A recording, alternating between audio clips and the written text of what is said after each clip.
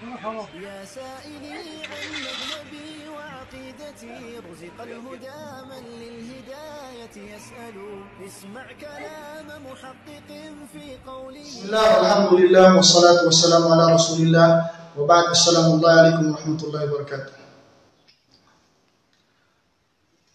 Payo sa mga non-Muslim, payo natin sa mga kabayan natin, mga non-Muslim, para hindi ninyo i-judge ang mga Muslim batay sa ginagawa nila. Kasi mayroong mga Muslim tiwali, gumagawa ng kasamaan. At doon kayo nakakabatay sa kanila. Doon kayo kumukuha ng basihan para masira ang Islam, para sirain lamang ang Islam. Kabayan, kapatid, kaibigan, pag-aralan mo ang Islam, itatanong mo ito sa mga maalam sa Islam, maaari kayong lumapit sa mga sitir. Alamin nyo ng Islam, tanongin ninyo ang Islam. Bakit? Dahil ang mga Muslim, ang aming panindigan, ang aming paniniwala ay nakabatar sa Quran at sa Sunnah at sa Hadith, sa salita ni Propeta Muhammad sallallahu alaihi wasallam, the last prophet of Allah subhanahu wa ta'ala. Para malaman ninyo ang katotohanan, saliksikin ninyo ang Islam. Huwag ninyo i-judge ang Islam batay sa inyong nakikita. Bakit? Hindi ninyo matatagpuan. Dahil ang mga tao, kahit alam nila ang katotohanan, gagawa pa rin niya ng kamalian kasi ganyan yung tao. Gagawa siya ng kamalian.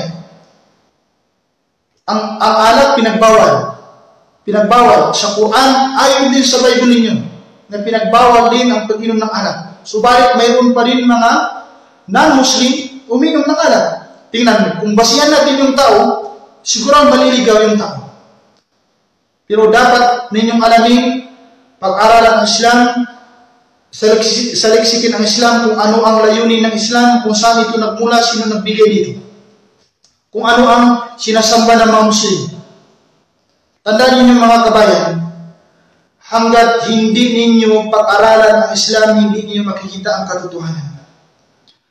Habang sinasamba ninyo ang anak ni Maria, si Isa a.s., si Jesus Christ, sa katotohanan, hindi kayo panatag sa inyong pananampalataya. Bakit? Kahit kayong mga non-Muslim, ay nagdidebate kayo, nagdiskussan kayo. Si Jesucristo ay tao, si Jesucristo ay anak ng Diyos, siya ay Diyos. Paano kayong maging panatag? Yun sa aming mga Muslim, hindi namin pinipaniwalaan na si Jesus Christ, ilah, ay isang Diyos, tagapaglikha. Hindi. Subalit pinipaniwalaan namin siya, anak ni Maria, ay sugo ni Allah. Napakaliwanag. Kaya sa Bible na wala kang mababasa, siya ay inakin ay siya ay Diyos. Siya ay Diyos, wala kang mabasa. Wala kang mga mabasa. At alam ito ng mga yung mga yung pasto na yumayakap sa Islam.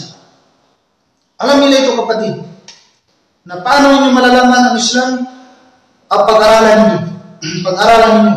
Kasi sabi ng iba, yung kausap ko na non-Muslim, sabi niya, hindi daw siya papasok ng Muslim kasi maraming bawal. Yes. Bakit? Dahil pinagbawalan ka ng Allah subhanahu wa ta'ala dahil hindi maganda sa iyo, makakasira sa iyo. Yun ay magbibigay sa iyo, tutulak sa iyo doon sa impyerno, paano ka parusahan. Bawal mangalunya, bawal mag-inom ng alak, magnanakaw, papatay, lahat yan pinagbawal ng Diyos. Pinagbawal ng Allah subhanahu wa ta'ala. Talaga babaguhin ka. Yes, totoo yun sinasabi ng mga Muslim ay kapag makakapasok ka sa relayong Islam, babaguhin ka ng Islam. Lahat ng pinagbawal na ginagawa ng tao ay ipinagbawal sa Islam. Bakit? Kasi yung iba, takot sila pumasok ng Islam. Bakit? Sabi daw may maraming bawal. Yes, dahil yun ang utos ng Diyos. Yun ang utos ni Allah subhanahu wa ta'ala.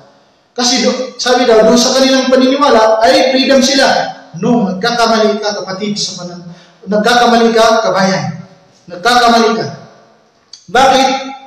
Dahil kapag ang ginawa natin, sinunod natin ating sarili, sinunod natin na hindi ayon sa tagapaglikha, sigurado na yun ang magpaparusa sa atin.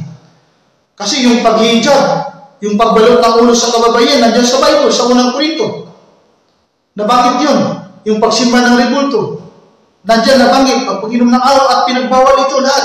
ang pagsusugal na marami pa rin ng mga kabayan natin ay nagsusugal uminom. Kasi ang batayan nila, ililigtas sila ni Jesus Christ. Tingnan mo, ano ba ang wisdom? Bakit nilikha ang impyerno? Kung tutubusin na naman ni Jesus Christ, ni Isa alayhi salam, ang kasalanan nila. Yun ang mga batayan nila. Bakit sila ngayon gumagawa ng kasalanan? Kasi mayroon lang tutubos sa kanila. Ito ay kasinungalingan. Kasinungalingan. Ang kasalanan mo, ibibigay mo sa isang tao. Hindi ka ba nahiya? Gumagawa ka ng pangalunyan, umiinom ka ng alak, nanakaw ka kasi may magliligtas sa'yo. Hindi ka ba nahiya, kabayan? Hindi ka nun. Hindi ka nun. Mali-mali po yung interpretation natin. Tandaan ninyo, hanggat hindi ninyo matagpuan ang tunay na tagapaglikha, mayroon kayong alinlangan, mayroon kayong na hindi maging matiwasay ang inyong paniniwala. Hindi kayo maging dalisay inyong paniniwala. Malilito kayo. Bakit hindi totoo ang inyong sinasamba? At inanawakan ninyo na reliyon ay hindi reliyon kung saan ay nagmula sa tunay na tagapaglikha. Tandaan ninyo yan. Hindi kayo maging dalisay sa iyong pananampalataya hanggat hindi niyo sinasamba ang tunay na tagapaglikha at ang totoong reliyon ng pagkawakan. Paano niyo malalaman? Alamin ninyo. Saliksikin ninyo.